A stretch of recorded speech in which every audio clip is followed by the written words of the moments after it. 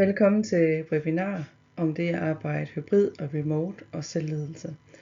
Og du kan se det her som leder eller som PSC HR. Du kan også se det som medarbejder. Det er faktisk lige relevant for alle. I kan også se det sammen som team, så jeg håber I bruger det som I har lyst til. Det er i hvert fald et webinar, der kan give nogle gode input. Og det er særligt til jer, som synes, der kan komme lidt uro eller lidt konflikter eller lidt problemer med det at navigere i at arbejde hybrid og remote, og hvor I skal være selvledende, hvor der kan være lidt uklare rammer. Så jeg håber, at webinaret kan give noget inspiration og også noget forståelse for, hvorfor det faktisk er svært.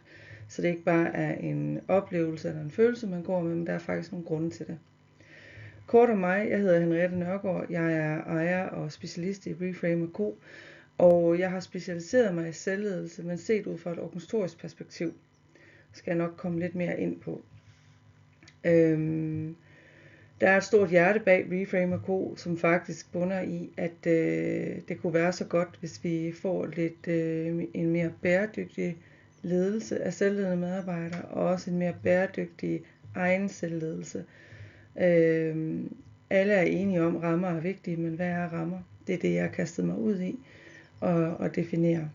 Og det er det, jeg vil udfolde i det her webinar. Vi går i gang. Agendaen for i dag, det er, at vi skal igennem 7 ting. Hvad betyder det at arbejde hybrid og remote for krav til selvledelsen? Og hvor meget fleksibilitet kan et team egentlig bære? Og hvis du der ikke er en opskrift på selvledelse, så hvad betyder det egentlig for jeres måde at være selvledende på? Og herunder, hvor selvledende skal I være? Hvilke faldgrupper er der, når vi snakker om selvledelse, skal vi også vende? Og hvordan kan du se, at der mangler rammer for selvledelse? Og så skal vi også ind på, hvordan får I sat de rigtige rammer, der styrker selvledelsen og kommunikationen og forventningsafstemningen. Og hvad kan du selv gøre for at styrke din egen selvledelse? Jeg vil gerne minde om, at det her det er en hurtig gennemgang i forhold til det, jeg arbejder med. Og har man lyst til at dykke mere ned i det, og man ikke har fået tilmeldt sig på forhånd det her webinar, så kan man connect med mig på LinkedIn, eller hvis man allerede er, så send også en personlig besked og få tilsendt den her e-bog, som udfolder det her meget mere. Det er I meget velkommen til. Jeres kontakt bliver ikke brugt til mere, end at I får det. Jeg vil ikke være den her sælger fra helvede, om man vil. Så har I lyst til at høre mere, så kontakter I mig. Så jeg lover, at det ikke bliver brugt til opsøgende salg. Vi går i gang med indhold. Hvad betyder det at arbejde hybrid og remote for krav til selvledelsen? Det skal vi svare på. Det der er min pointe i det her, det er, at måden vi arbejder på, det gør os ikke gode til at være selvledende. Og grunden til at jeg siger det på den måde, det er, fordi vi faktisk lidt opfører os som det. Men det kræver, at vi er gode til selvledelse, for jo mere frit tingene er, jo mere styrer vi selv, og vi skal også have lyst til det. Og ifølge Ballisagers kandidatanalyse i 2025 fra i år, der er fleksibilitet og hjemmearbejde, det står stadigvæk øverst på medarbejdernes ønskeliste. Men trivselen er også dykket, særligt for de unge mellem 18 og 34 år. Det er ikke kritisk, men alt dyk er kritisk alligevel, kan man sige, når man snakker dyk i trivsel. Og vi vil jo gerne have, at der er flere, der trives, og lige nu så er den kun 39%, der trives. Det kan man egentlig sige er kritisk, hvis under halvdelen trives af de unge mellem 18 og 34 år. Det kan jo være, at det er svært at gå fra ung til professionel. Der kan være sådan nogle ting i det. Det kan være svært at omstille sig til den frihed, man har haft som studerende. Hvor man selv skal navigere i eget liv, om man vil, til pludselig en større kompleksitet. Det er nogle tanker. Teamwork og hjælpsomme kollegaer, det ser også ud til at være i høj kurs lige nu. Og det kan være, at det er bagsiden af hjemmearbejde, vi ser. Der kan være nogle konsekvenser, så det jeg egentlig vil sige med de her 3 pointer, det er, at det kan være lidt konflikterende, at det er stadigvæk ønsker om høj fleksibilitet, men for mig bekræfter det, der er behov for at arbejde med, hvordan er det, vi er med den her fleksibilitet.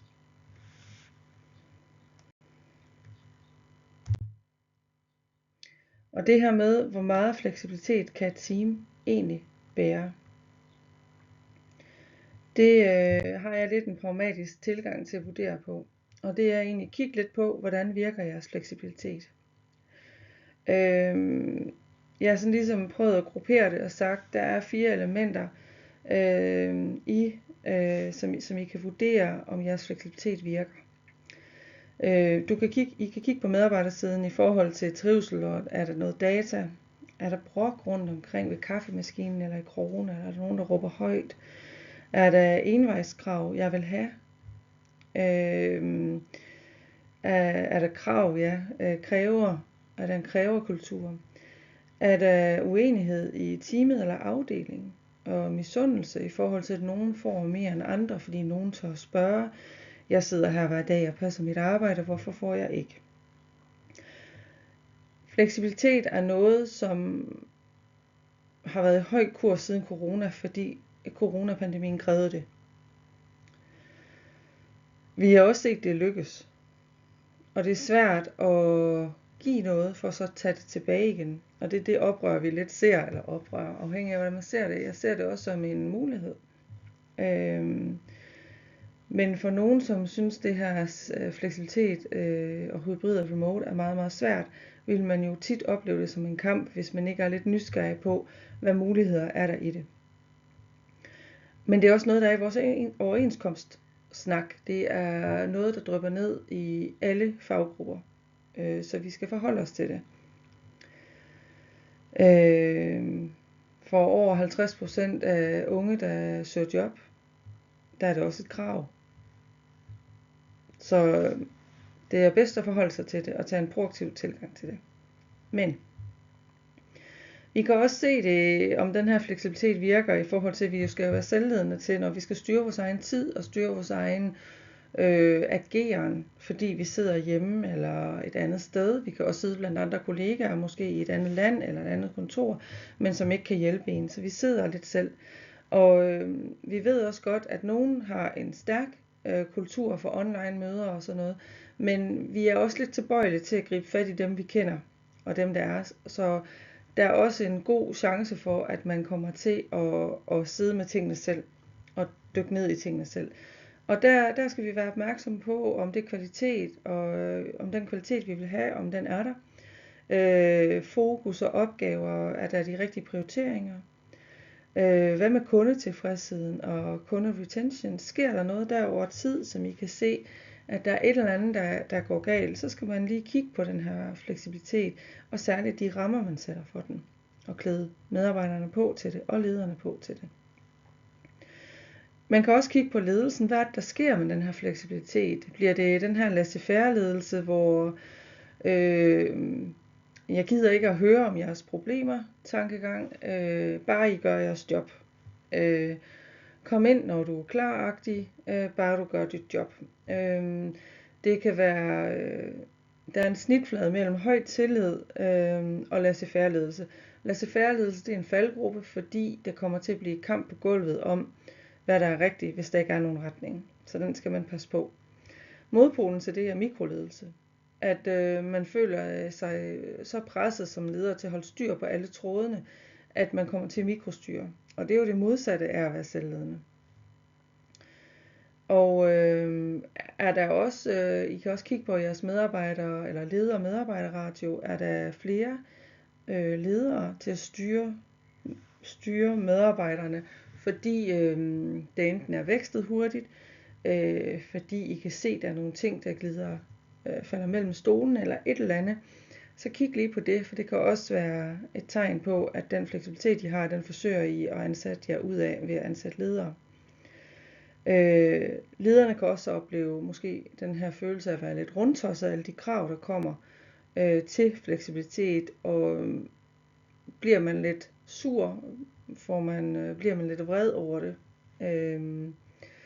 bliver man i gåseøjne offer for medarbejderkrav, fordi man er bange for, at de stopper. Det er en balance, men jeg vil mene, det er en forhandling. Der er også den kultur, I har, og den branche, I også har, så der er nogle vilkår. Hvordan er det, I arbejder, og hvad tillader det produkt og den ydelse, I har i arbejdsform. Der er bare nogen, der arbejder mere hands-on og har brug for at være mere tilgængelige end andre produkter eller ydelser. Og hvad vil I? Og det er noget af det, jeg gerne vil give lidt inspiration til i det her webinar.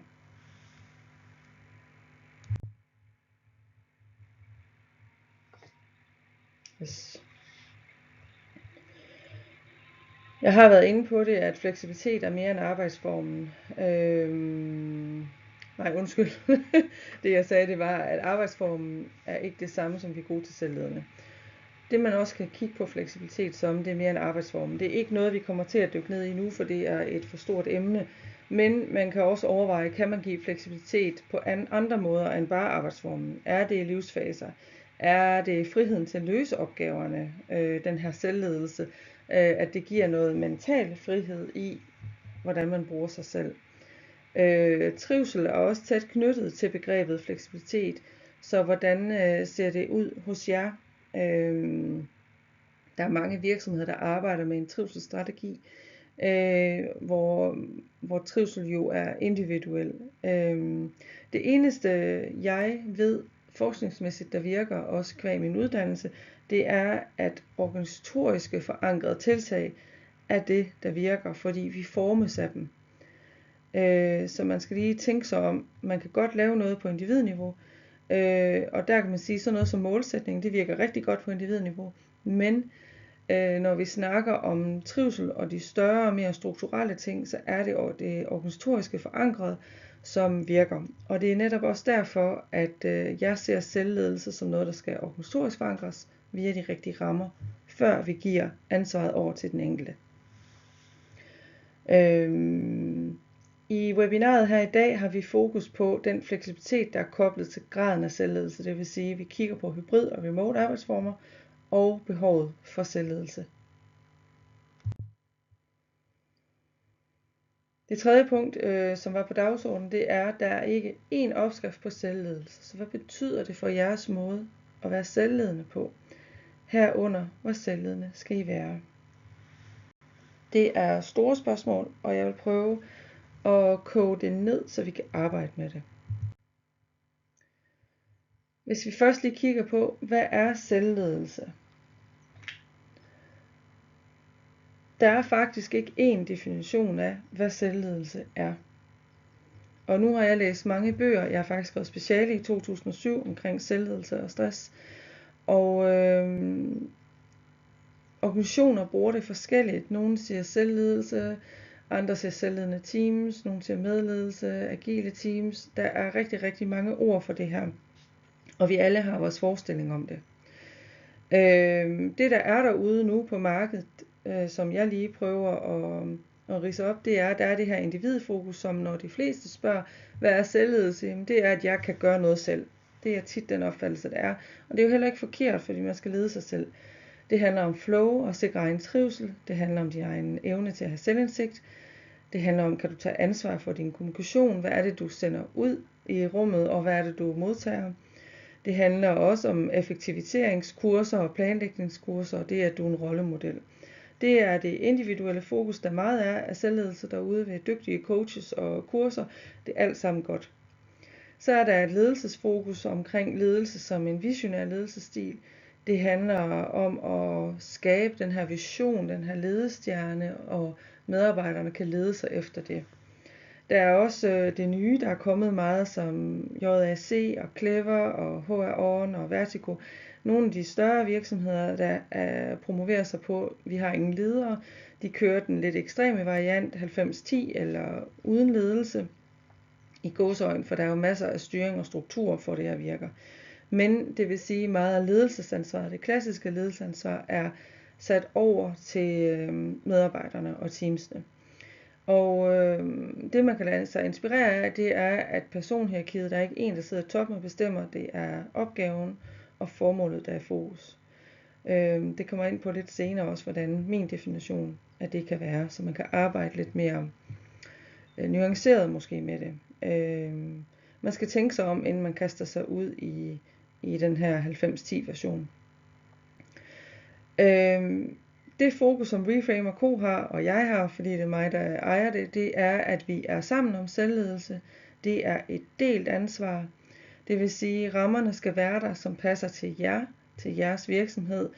Og alle er som sagt enige om, at rammer er vigtige for, at vi trives, for at vi performer, for at vi forebygger stress. Men hvad er de rigtige rammer?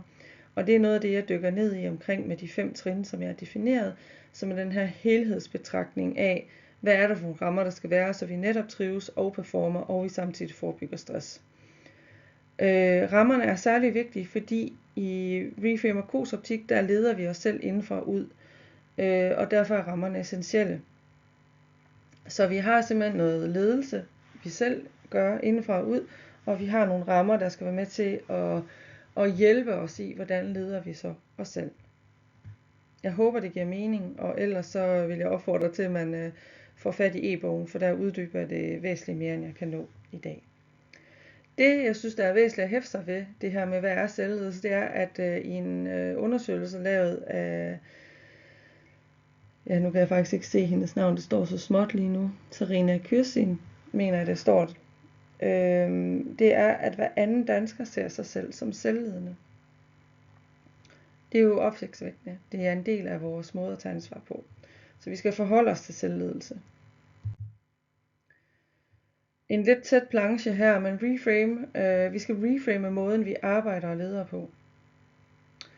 Og det er også derfor, min virksomhed hedder Reframe & Co. Jeg har nogle samarbejdspartnere, men Reframe handler om, hvordan er det, vi leder, og hvordan er det, vi arbejder på, altså leder os selv på. Der kan være nogle strategiske valg, som i gang sætter denne her reframing. Det kan være, at I kigger på, at der er noget tilknytning, der er noget tiltrækning, der er noget sygefravær, jeg skal kigge på, der kan være noget trivsel, der kan være noget performance, nogle markører, der gør, at I bliver nødt til at træffe nogle strategiske valg omkring det her.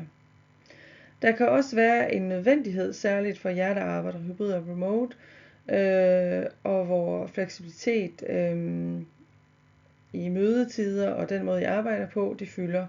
Det er jo det, jeg snakkede lidt om med, hvor meget fleksibilitet kan et team være. Fordi det kræver, at vi er gode til at være selvledende. Det kræver, at vi har lyst til at være selvledende. Vi skal gribe det ansvar, vi skal have, når vi skal sidde hybrid og remote.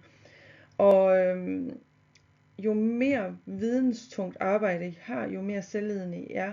Og det beskriver jeg lidt som det her med, når løsningen findes mellem kunden og medarbejderen, så er det, at man skal være god til at lede sig selv. Hvordan er det, man sikrer, at den løsning, I finder frem til, er den rigtige i forhold til virksomhedens ånd, i forhold til det kunden møder, i forhold til det kunden får. Der er en hel masse ting her. Og det starter simpelthen med, at I definerer vægtningen mellem selvledelse og ledelse. Hvordan skal den være? Og den kan også hjælpe jer med den her definition, som jeg går ind på lige om lidt. Den kan også hjælpe jer med at sige, jamen hvad er det egentlig for en fleksibilitet, vi tilbyder? For jo mere selvledende vi er, jo mere fleksibilitet ligger der indirekte i den definition. Og det behøver ikke kun at være fleksibilitet i form af, nu arbejder jeg hjemme 4 dage om ugen. Det kan også være den her, hvordan løser vi opgaven? Hvad er det for et ansvar, vi kaster over til medarbejderen i at løse sine opgaver? Den vægtning, jeg snakker om, det handler om, jeg har prøvet at definere det som 3 vægtninger. Vi havde den yderste pol, der hed 90-10. 90% medarbejderledelse og 10% ledelse. Det var det JAC og Clever med mere, vil jeg påstå, de gør. Det har de ikke fortalt mig, de gør, men de falder sådan under samme kategori. Jeg prøver at sige, jamen, det arbejder jeg ikke med. Det er der nogen, der er rigtig dygtige til. Jeg går op til 80-20. Så lad os kigge fra den ene ende af. Vi siger 20-80, det betyder 20% selvledelse og 80% ledelse. Det vil sige, at vi har det her personhierarki, det klassiske leder i toppen, og her bestemmer personen, sætter retningen. Medarbejderne arbejder tit ud fra deres jobbeskrivelser. Der kan også være meget siloarbejde i det her, og man er måske mere en gruppe, der arbejder sammen frem for et team. Det tror jeg, mange gør det her ubevidst bevidst, og det kan give nogle problemer, hvis ledelsen ligesom bliver flaskehals for beslutninger, eller at man kommer til også at kunne mikrostyre her. Men det er ikke nødvendigvis en dårlig arbejdsform, det skal passe til den branche, I er. Jeg tror dog, at den balance, man skal gå hen mod, som vil være den nemmeste balance at finde i, det er 50-50. 50% selvledelse, 50% ledelse. Det vil sige, her er man ikke 100% over i, at det handler om opgaver og formål, ligesom 80-20 gør, hvor man har smidt ledelsen ud til medarbejderne, om man vil. 50-50, der går man ind og definerer, jamen, hvad er det som ledere, vi tager ansvar for, de mere klassiske ledelsesansvar, lønforhandling osv., rammesætning, målsætning, men man kan godt invitere teamet ind, og her siger jeg team og ikke arbejdsgruppe, teamet ind og være mere med i, hvad er det for nogle mål, hvordan omsætter vi den overordnede strategi til vores team, hvad betyder det for os, og de rammer vi sætter. Jeg tror 50-50 er noget, som folk ønsker. De ønsker medindflydelse, de ønsker at have mere medbestemmelse, de ønsker at blive hørt. Og husk også lige, at medarbejderne er faktisk det tætteste næsten nogle gange på en markedsundersøgelse, I har, fordi de er helt derude ved kunden og mærker, hvad er det lige, der er i gang. Så det er guld værd i min optik. Ønsker man at gå væk fra det her personhierarki og lederen, der bestemmer, så arbejder jeg op til 80-20, det vil sige 80% selvledelse og 20% ledelse. Det vil sige, at det bliver mere opgaven i fokus. Ud fra opgaven og formålet, så sammensætter man teamet, og der får de meget ansvar. Ledelsens rolle bliver mere faciliterende og styrende her. Så den her vægtning her, som I skal beslutte, den er essentiel for at sige, hvad er det, vi tør. Og her skal I bruge noget tid i ledergruppen og i direktionen måske, på hvor HR, hvis I har det, og ellers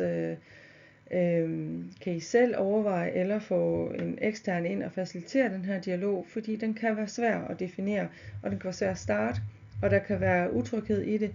Hvad betyder det for min lederrolle? Det er klart, at hvis man går over i 80-20, den ekstreme variant, så kunne man forestille sig om 4 år eller 2 år, at der er lidt færre ledere. Det kan også være, at det er nødvendigt, for at I bliver mere agile og hurtigere til at træffe beslutninger. Men det kan give noget bekymring for ens egen rolle. Så start småt, det er mit råd. Start trygt, men kom i gang med dialogen, fordi man kan altid sætte nogle langsigtede målsætninger, men start måske med 50-50, hvis det er helt nyt. Og den vægtning mellem ledelse og selvledelse, I definerer, den er med til at hjælpe jer med til at definere, hvordan er det den måde, vi arbejder på? Hvad betyder det for det? Og hvad skal vi gøre? Det er vigtigt at huske, at der er nogle vilkår, og der er også nogle begrænsninger eller muligheder, afhængig af, hvad man ser det. Branchen kan være, det vil sige, produktionen, den har nogle mere styrende arbejdsgange, end vidensarbejdere har. Virksomhedens størrelse kan også påvirke det her, hvor meget har I egentlig mulighed for at gå ind i det. Produkt versus ydelse, det er det her med, jo mere produktorienteret noget er, jo mere hands-on er det, versus en ydelse, den kan laves mange steder i verden. Hvad er det for en kultur, I vil have, og hvad er I parat til i ledelsen, og også hos medarbejderne? Fordi når I kaster jer ud i det her, og jeg vil våge at påstå, I er allerede i det her, I har bare ikke arbejdet bevidst med det, Så når man skal styrke den her selvledelse, så bliver man nødt til at træffe beslutning om, hvor selvledende vil vi have vores medarbejdere er, så vi ikke leder på de her usagte antagelser. Fordi det er det, der giver utryghed i kommunikationen og i vores forventningsafstemning. Fordi når vi leder selv indenfor og ud, så griber vi ting forskelligt. Vi forstår forskelligt. Så hvis vi har alle de her usagte antagelser, som vi tit har, fordi det tager vi for givet, eller det er tavs viden, man har været her længe, jamen så kan det give noget mistrivsel. Det kan også give dårlig performance. Men så min pointe er, at I er allerede selvledende i høj grad, så hvordan vil I bevidst være det?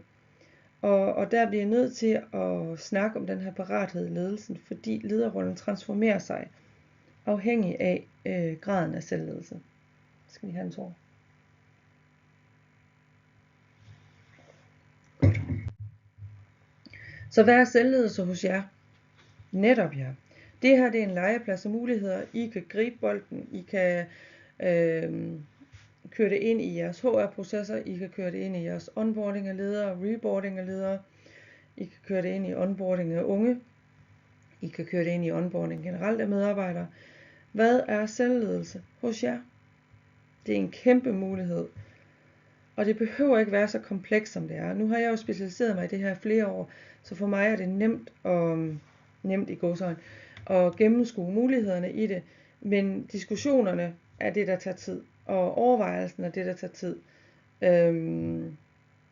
Men det er vigtigt, at I laver overvejelserne, fordi hvis I skyder for hurtigt fra hoften, så kan I igangsætte noget, som kan have nogle lidt utilsigtede konsekvenser.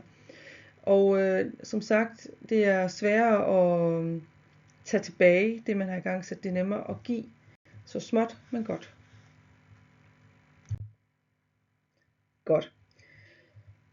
Hvilke faldgrupper er der, når vi snakker om selvledelse? Jeg har defineret 4 tegn på, at der mangler selvledelsesevne. Det er, at røg ud af ørerne, det er grundlæggende, du leder dig selv ud af stress. Du har nogle overbevisninger om, hvornår du er en succes som en medarbejder. Du har sandsynligvis svært ved at sige nej, du tager meget ansvar. Og det risikerer, hvis du ikke har de rigtige rammer at lede dig selv i, og du ikke helt ved, hvornår er nok, og hvornår det er ok at sige fra, og du ikke har det naturligt, så kan du lede dig selv ud i stress. Før stress ligger der jo, at du har det her røg ud af ørerne, at du simpelthen knokler for hårdt. Så kan der også ske det, at man bliver egodrevet, og det her, det mener jeg faktisk ikke negativt. Jeg mener, at alle mennesker gør deres bedste i udgangspunktet for at finde mening i det, der er. Men når man står og får den her fortælling om, hvad virksomheden skal, eller lederen står og siger, at vi har det her fokus i afdelingen, hvis man ikke definerer rammerne, man skal lede sig selv i godt, så kommer man til at sige, den griber jeg, så bruger man måske 80% af sin tid på en opgave, hvor lederen havde tænkt, det skulle være 10% eller 20%. Og det er simpelthen fordi, man tænker, det er spændende, det vil jeg, det er et stepping stone til næste skridt, jeg skal blive en verdensmester til det her. Men det er ikke sikkert, det er i afdelingens eller virksomhedens interesse. Så det er en konsekvens. Medarbejdere kan også gå i flyverskjul. Det kan man altså også gøre, selvom man sidder på kontoret. Man kan dukke sig under skærmen, eller være virkelig meget langsom. Tage mange kaffepauser, rygepauser, hvis man gør det. Så flyverskjul, det er, at man føler sig lidt overvældet af, hvad er det egentlig, jeg skal gøre. Der har været mange forandringer. Jeg dukker mig lige, jeg sidder bare lige og passer mit.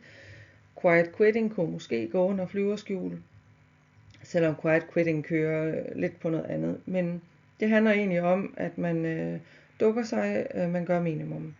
Og det er faktisk en udfordring. Både for den enkeltes trivsel, men også for kollegaerne, der ser det. Og selvfølgelig for performance i virksomheden. Så er der det her kamp om det rigtige, fordi vi tit leder os selv i lidt uklare rammer. Vi har en tendens til at snakke overordnede værdisætninger, overordnede målsætninger. Men hvad betyder det for mig? Vi snakker kultur. Jamen, hvad betyder det for mig? Hvad er det, jeg ser? Hvad er det, jeg hører? Så vi har alle de her uklare rammer og usagte antagelser. Og det gør altså, at hvis vi ikke får defineret det her, så kommer medarbejderen simpelthen til at kæmpe om på gulvet. Hvad er rigtigt? Og dem, der råber højst, eller har mest anciennitet, eller hvad end, de tager den plads og udfylder det rum. Det er virkelig farligt. Og hvis man har den situation, så vil man typisk se, at særligt nye måske stopper hurtigt, vil jeg sige. Godt. Hvordan kan du se, at der så mangler rammer for selvledelse? Der har jeg også defineret 4 grunde til at sætte rammerne for selvledelse. Det ene, det er det helt lavpraktiske. Jeg arbejder hybrid og remote, og det udfordrer jeg. Hybrid og remote, det kan være eftervirkninger af corona, at man ikke vil tilbage på arbejdspladsen. Det kan også være ren business, jeres forretningsmodel, der gør, at I er på flere lokationer. I er måske i flere lande. I skal ud til jeres kunder, I skal være nærværende i det område, I er, og derfor arbejder I remote. Men det kan give nogle udfordringer, fordi hvordan er det, folk leder sig selv? Hvad er det for nogle rammer, de skal lede sig selv i? Og vigtigt også, hvordan skal lederne lede de her selvledende medarbejdere?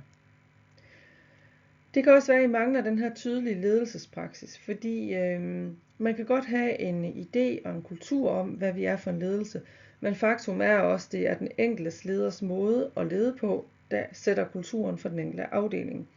Det gør ikke noget med noget subkultur, men I skal gerne stå under samme paraply, og hvis I ikke får defineret de rammer, som lederne skal lede ud fra, jamen så risikerer I har de her, I leder på de her usagte antagelser.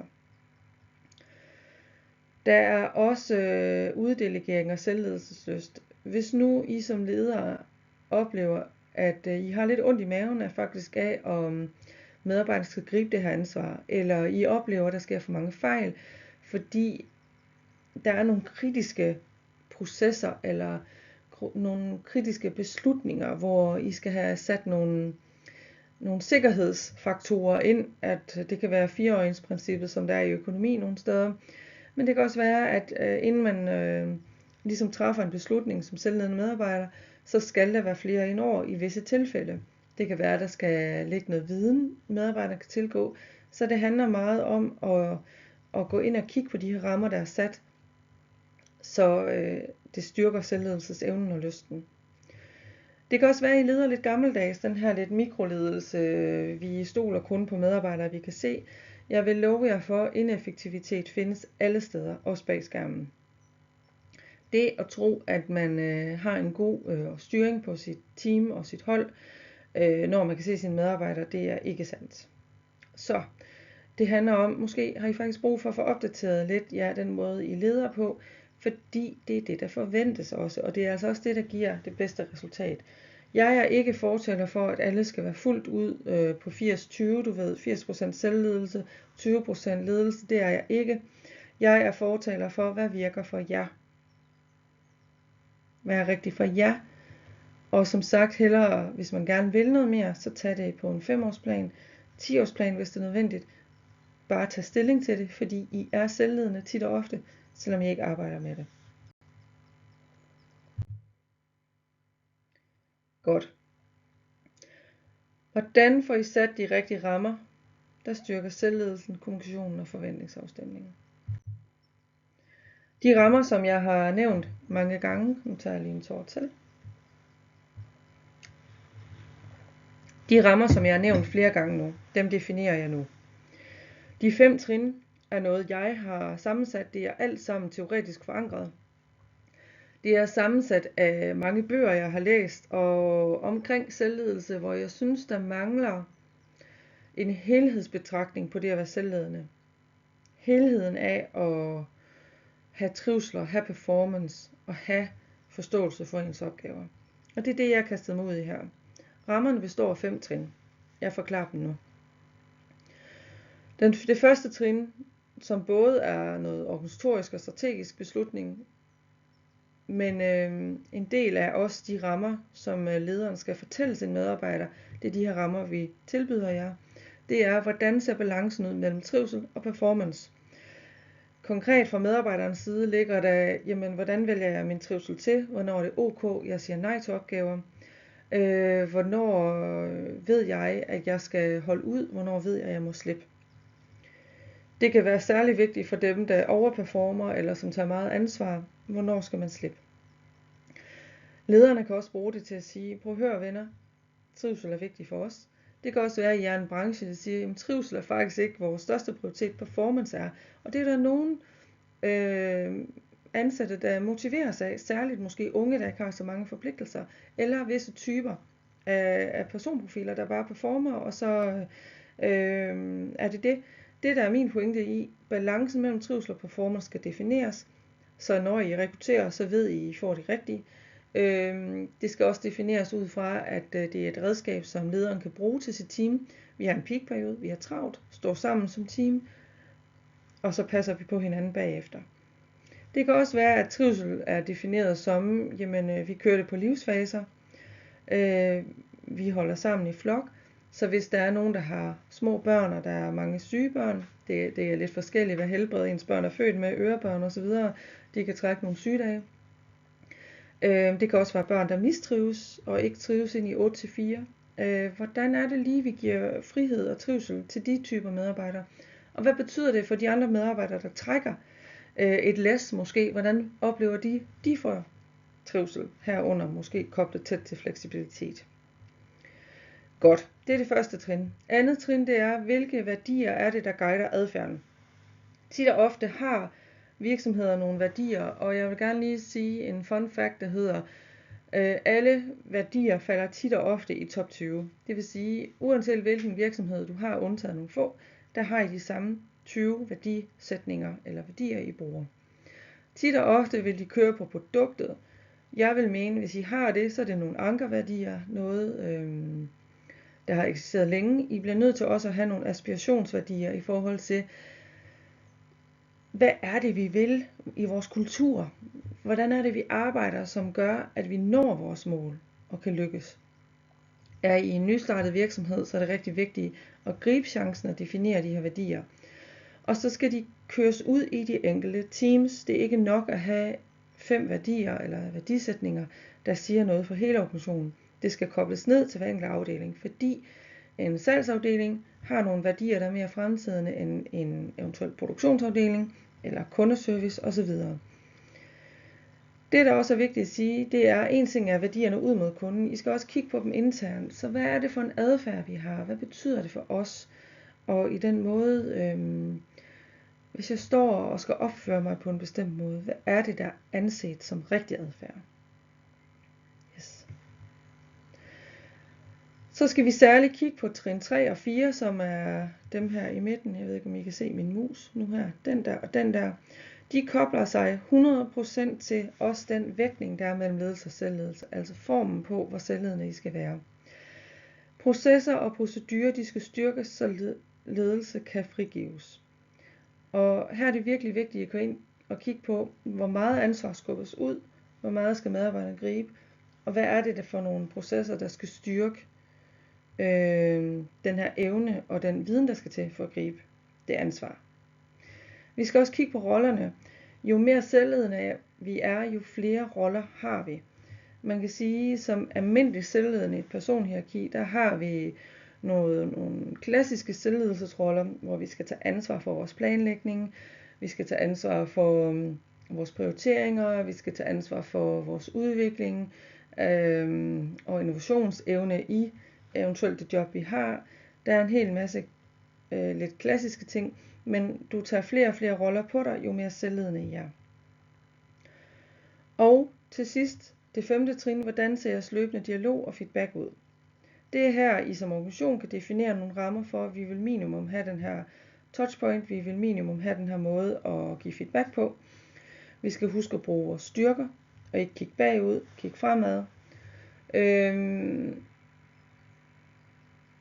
Men det er også her, hvor den enkelte leder kan gå ind og sige, hvordan støtter jeg mit enkelte teammedlem eller medarbejder i min afdeling med at være selvledende. For der er bare nogen, der er hurtigere til at gribe det. Det kan være, det er nogle personlige kompetencer, det kan være, det er erfaring, der er mange ting. Så man bliver nødt til at skræddersy. Der er nogen, der har mere brug for styring og mere dialog og feedback i deres selvledelse. Så den her er rigtig, rigtig vigtig. Og den løbende dialog og feedback skal også være med til hele tiden at ligesom forventningsafstemme mellem de første 4 trin. Men det er de her rammer. Jeg har brugt meget tid på at teste af. Jeg har brugt meget tid på at definere dem. Der er forskning bag. De virker.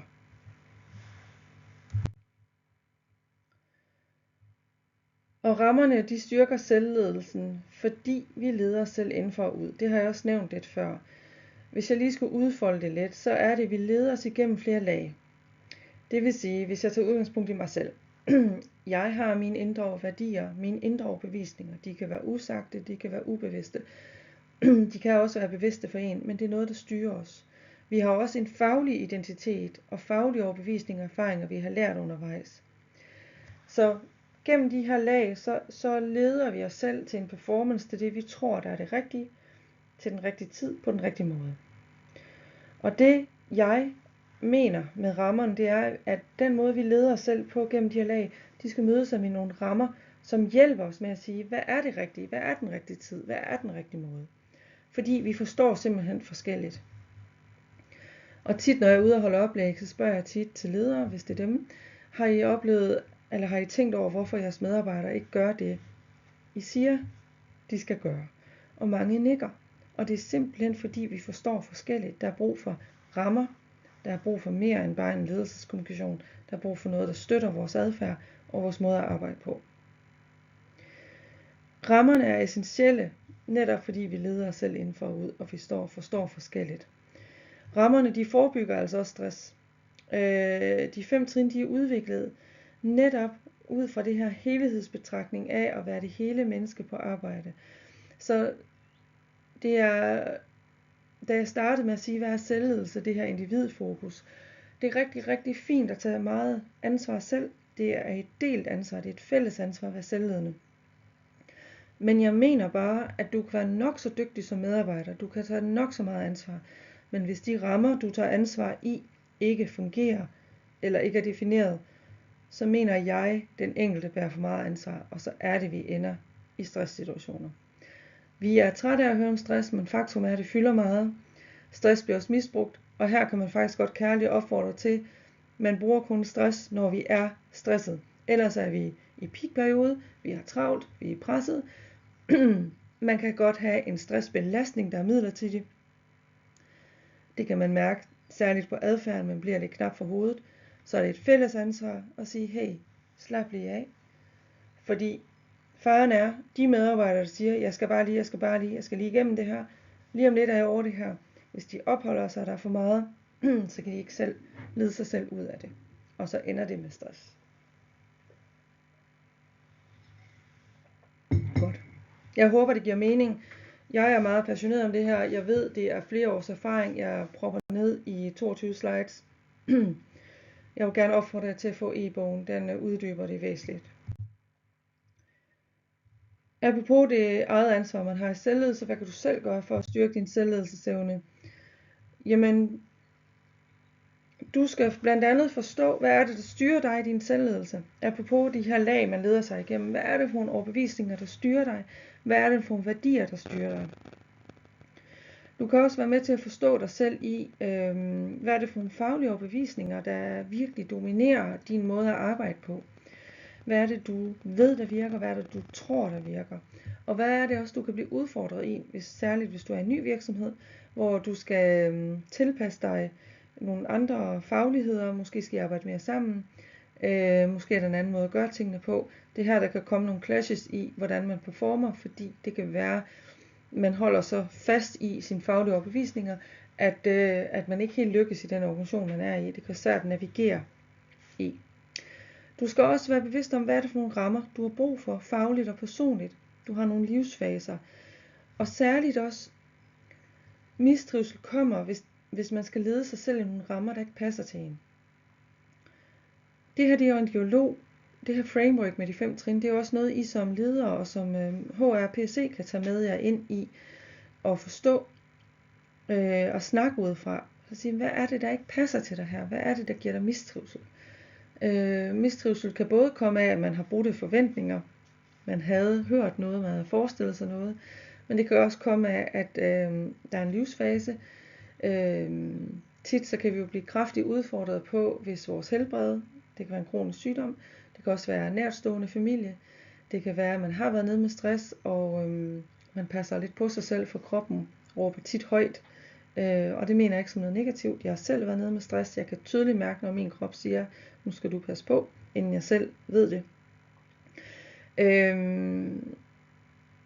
Vi kan også blive udfordret af i vores livsfase af, at vi har børn, der ikke passer ind i 8-4. De har skolevægring måske, eller andre diagnoser, der gør det svært. Så lige pludselig kan vores rammer have brug for at ændre sig. Jeg kender selv til de her temaer. Det er nogle temaer, der virkelig kan rykke rundt på folk. Og derfor er rammerne vigtige. Og særligt også, hvad kan du påvirke? Og hvis du er i en organisation, hvor du oplever, at du bare ikke kan påvirke nogle af de her rammer, i hvert fald i en overgang, der er ingen, der siger, at alt behøver at være statisk, så er det du enten, hvis du holder ud for lang tid, så vil du opleve, at du måske leder dig selv ud af stress, fordi der er bare noget, der trykker dig. Du kan ikke være alle steder. Som organisation vil jeg også opleve i de her livsfaser, der kan påvirke en rigtig meget, at folk bliver sygemeldt i stedet for. Det er virkelig værd, der er business i også at kigge ind i det her. Nå. Dit eget ansvar er også, du skal lede dig selv bedst muligt i de her 5 trin, i forhold til din adfærd, din kommunikation, dit samarbejde, dit balance mellem trivsel og performance, ikke også? Og det bidrag, du laver, det er dit eget ansvar. Men du skal selvfølgelig kende rammerne, som virksomheden tilbyder. Og særligt din afdeling. Fordi det skal ikke være så rigidt, at der er én måde. Det skal tilpasses den enkelte leder og den enkeltes afdeling. Det videre arbejde, det at styrke selvledelsen, som jeg skriver her, det er ikke den nemmeste opgave i verden. Og jeg har forsøgt at favne den her kompleksitet og gøre det nemt at arbejde med de her 5 trin. Og før I går ind og definerer de her rammer, så skal I definere graden af selvledelse. Og så skal I huske, at vi leder os selv forskelligt. Vi leder os selv inden for og ud, og derfor er rammerne essentielle. Nu har jeg en HR-baggrund, og derfor så er det måske naturligt for mig at kigge på rammer, der er forankret på organisatorisk niveau. Og i det, der ligger der faktisk, at I skal undgå, at selvledelse ikke kun virker, når det er Anja og Peter, der møder ind. Undskyld, hvis du hedder Anja og Peter, det er bare nogle navne, jeg har taget. Min mand hedder Peter faktisk. Men I skal simpelthen undlade, at I er personafhængige. At I lægger alt ansvaret over på individet. Det er det, der ligger i det. Organisatorisk forankrede tiltag former vores måde at opføre os på. Det er så vigtigt, det er organisatorisk forankret. Det er noget, der kan køres ind i eksisterende HR-processer. Det er noget, der også kan udvikle jeres HR-rolle, P&C-rolle og lederens. Det kan give en masse potentiale. Start småt, start godt. Og nu har jeg nævnt det et par gange. Få e-bogen. Jer, der har tilmeldt jer webinaret, som jeg har lavet som en optagelse, så I kan se det on demand, I får naturligt en e-bog tilsendt. Har I lyst til at få den her e-bog, enten skriv til mig på min e-mail, eller connect med mig og få den via LinkedIn. Jeg håber, mit webinar har givet inspiration. Jeg håber ikke, det har givet for meget overvældelse i form af kompleksiteten. Jeg er helt med på, at der er meget at tage fat i, men det kan faktisk gøres i nogle steps. Jeg vil også gerne informere om, at jeg laver nogle masterclasses efter sommer i september og oktober, afhængig af tilmelding. Der skal minimum være 10 på, før jeg gør. Og jeg gør det i hele landet. Jeg har lavet det lige nu, der hedder Tag teamet med, som er, at man som leder kan komme ind og arbejde med de her rammer. Det kan også være, at I som HR og ledergruppe vil ind og arbejde med det. Det er jeg meget åben for, hvor I lige så stille definerer de her rammer. Og så har jeg lavet et modul 1 ud af 3 til ledere, hvor man går ind og starter med at definere graden af selvledelse, snakker om rammerne, laver en statusmåling på, hvad er det er. Der er lavet et værktøj til det. Så har man lyst til at høre mere, så at signe op som interesse, der er ingen forpligtelse, så håber jeg, at man vil sende mig en besked og sige, det kunne I være nysgerrige på. Fordi når jeg så er klar i august, så vil jeg sende mere ud på det. Rigtig god arbejdslyst med det her. Jeg håber, det har inspireret.